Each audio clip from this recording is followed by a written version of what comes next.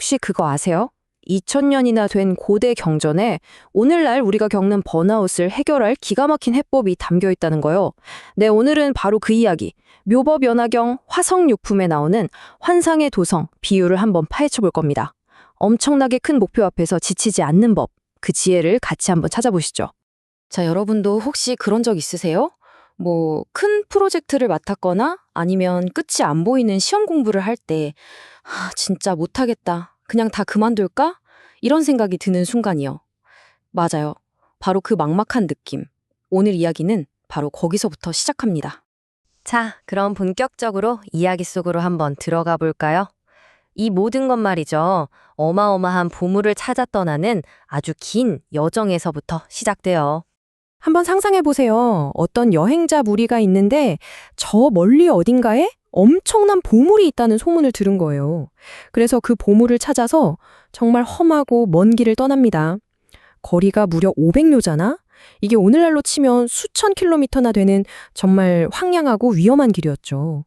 솔직히 가면서도 이런 곳이 진짜 있긴 한 걸까 싶을 정도로 거의 신화에나 나올 법한 그런 여정이었어요. 아니나 다를까 결국 이 여행자들도 한계에 딱 부딪히고 맙니다. 우리는 너무 지치고 무서워서 한 발짝도 더 못 가겠어요. 길은 아직도 한참 남은 것 같은데 그냥 여기서 돌아갈래요. 이렇게 외치죠. 어떠세요? 이 말이 꼭 우리가 정말 큰일을 앞두고 마음속으로 하는 말이랑 똑같지 않나요? 그런데 말이죠. 바로 그 모두가 절망한 순간 이 이야기에 아주 중요한 인물이 등장합니다. 바로 모든 상황을 꿰뚫어 보고 있던 아주 지혜로운 길잡이가 그들 곁에 있었던 거죠. 이 길잡이가 지쳐 쓰러지기 일보 직전인 여행자들을 보고는 자신의 신통력을 발휘해서 글쎄 허공에다가 거대하고 웅장한 도성을 딱 만들어내는 거예요. 이게 그냥 평범한 도시가 아니에요. 맑은 연못이 있고 푸른 정원이 쫙 펼쳐져 있고 편안하게 쉴 수 있는 집들이 가득한 정말 꿈에서나 볼 법한 그런 완벽한 쉼터였죠. 그리고는 길잡이가 이렇게 말해요. 여러분, 더 이상 두려워하지 마세요. 돌아갈 생각도 말고요. 자, 이제 이 큰 성에 들어가서 마음껏 쉬세요. 라고요. 마치 여기가 최종 목적지인 것처럼 이제 모든 고생은 끝났다고 선언하는 것 같았죠.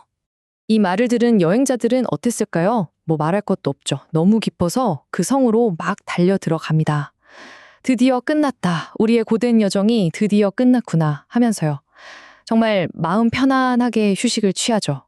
그 목표를 달성했다는 안도감이 온몸을 싹 감싸는 그런 기분이었을 겁니다.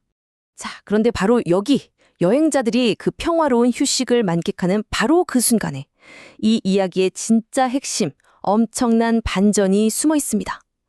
드디어 진실이 밝혀지는 순간이 다가온 거죠. 길잡이는 여행자들이 충분히 쉬어서 기운을 완전히 회복한 걸 딱 확인합니다. 그러고 나서는 어떻게 했을까요? 그 웅장하고 아름다웠던 도성 전체를 마치 신기루처럼 흔적도 없이 싹 사라지게 만들어버립니다.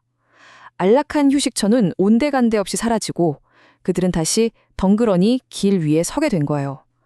정말 황당했겠죠. 그리고 길잡이는 어리동절해하는 여행자들에게 드디어 진실을 이야기해 줍니다. 자, 이제 진짜 보물이 있는 곳이 바로 저기 코앞입니다. 여러분이 아까 봤던 그 큰 성은 사실 여러분을 잠시 쉬게 해주려고 내가 만들어낸 환상일 뿐이었어요. 라고요. 와, 그러니까 그 도성은 최종 목적지가 아니라 포기하기 직전이었던 그들을 구하기 위한 일종의 전략적인 쉼터였던 셈입니다. 자, 정말 대단한 이야기죠? 그렇다면 이 비유가 대체 우리에게 뭘 말해주고 싶은 걸까요? 지금부터 그 깊은 의미를 하나씩 제대로 파헤쳐 보겠습니다. 이 표를 보시면 그 상징적인 의미가 한눈에 들어오죠. 지혜로운 길잡이는 부처님이나 현명한 스승을 뜻하고요. 길을 떠난 여행자들은 바로 우리 자신입니다.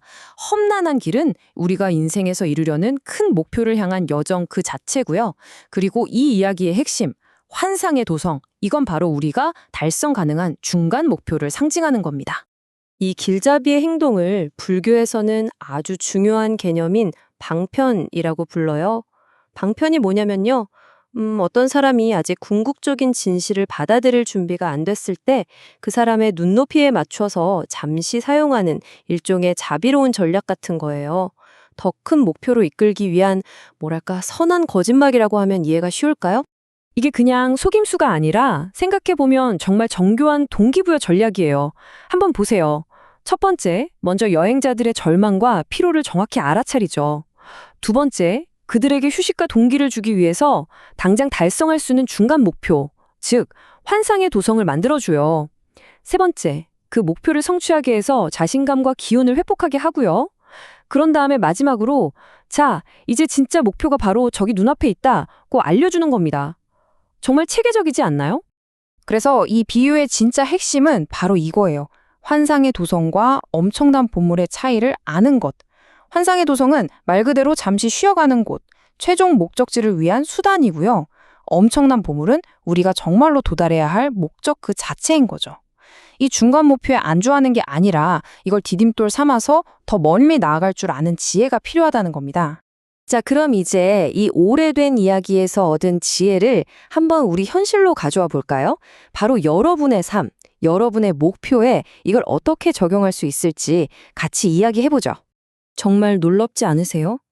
2000년이라는 어마어마한 시간이 흘렀는데도 이 이야기가 꿰뚫어보는 인간의 마음은 그때나 지금이나 똑같다는 게요. 우리는 여전히 너무 큰 목표 앞에서는 쉽게 좌절하고 중간에 꼭 현명한 휴식이 필요한 존재인 거죠. 한번 우리 삶에 대입해 볼까요?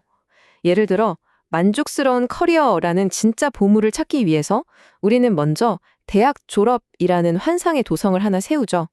또 승진이라는 목표를 위해서 이번 분기 프로젝트 성공시키기라는 중간 목표를 만들고요.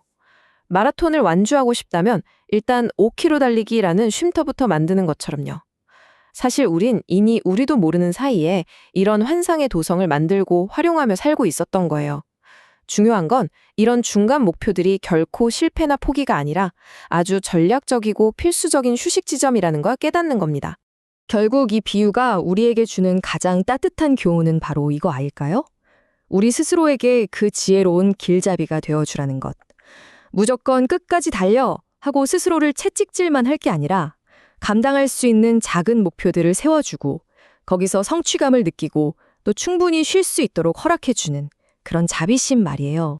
오늘 묘법 연화경의 이 비유는 우리 각자에게 이런 질문을 던집니다. 당신의 인생에서 궁극적으로 찾고 싶은 보물은 무엇인가요? 그리고 그 보물을 찾으러 가는 길 위에 당신은 어떤 환상의 도성을 세우시겠습니까?